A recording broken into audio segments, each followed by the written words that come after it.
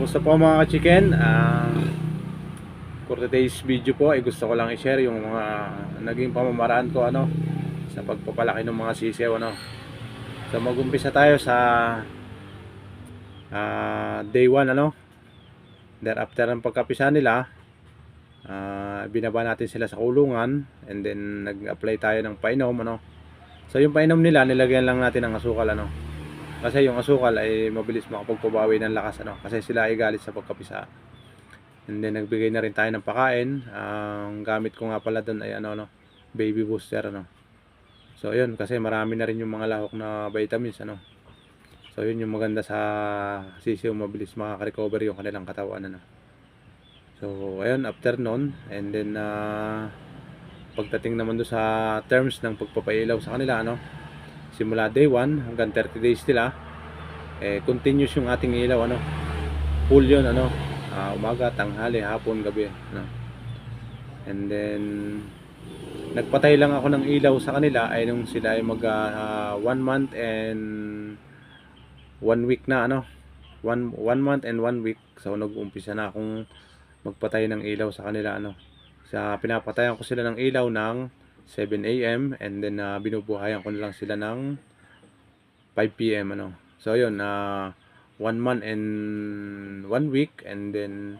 hanggang nakarating sila in 1 month and 2 weeks. So ganun yung naging setup natin and yun naman sa pagdating do sa latag ko doon sa kanila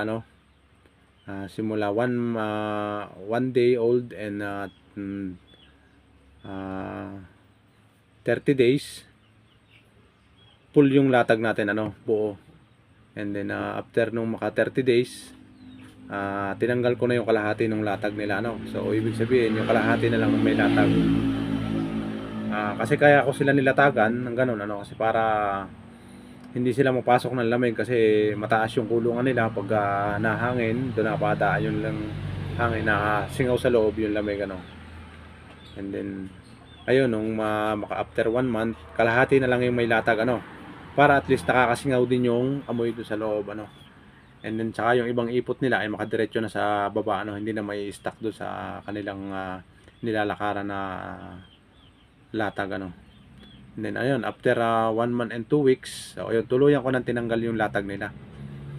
para naman dire-diretso na yung ipot and then kaya na naman nila yung lamig kasi may suporta naman silang ilaw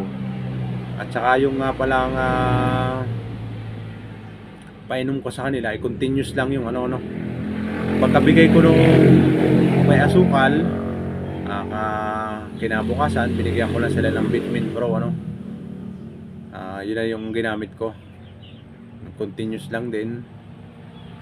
and then yung kanilang pakain ganun din so yun lang yung naging proseso ko so maganda naman ang naging resulta mababa yung mortality nila and then magaganda yung pangangatawan nila at pagdating nga pala sa syempre nagbakuna rin tayo at saka nagpurga 1 month ko na sila bago napurga and nagbakuna lang tayo ng B1 para suporta sa kanilang immune system iwas sakit na rin so yun lang yung naging mga proseso ko so maganda naman naging resulta nakapagpalaki naman ako ng maayos ngayon sila ay 3 months na continuous pa rin naman yung pagbibigay natin ng vitamins para tuloy-tuloy rin yung suporta sa kanilang katawan so ayun lang ang naging pamamaraan ko and then doon sa mga bago pa lang nag-uumpisa katulad kong first time pwede nyo rin naman gayahin yung mga ganong diskarte and para at least makatulong din sa inyo idea kung kayo man ay mag-aalaga din ng mga gantong uri ng manok katulad ko first time lang ako so kahit pa paano inaral ko muna sa mga YouTube kasi doon natin makikita yung mga naunang nag-alaga ng mga pamamaraan nila so yun yung iba ginaya lang natin and then tayo naman ay nag-apply din ng panibagong pamamaraan para at least maka-discover din tayo and masubukan din natin kung talagang effective so ngayon naman ay masasabi kong yung pamamaraan ko na ginawa ay effective naman kasi nakapagpalaki naman ako ng maayos and then magaganda naman yung pangangatawan nila at saka ayun tuloy-tuloy lang yung paglaki nila, ano. So ayun, ayun lamang po and salamat po.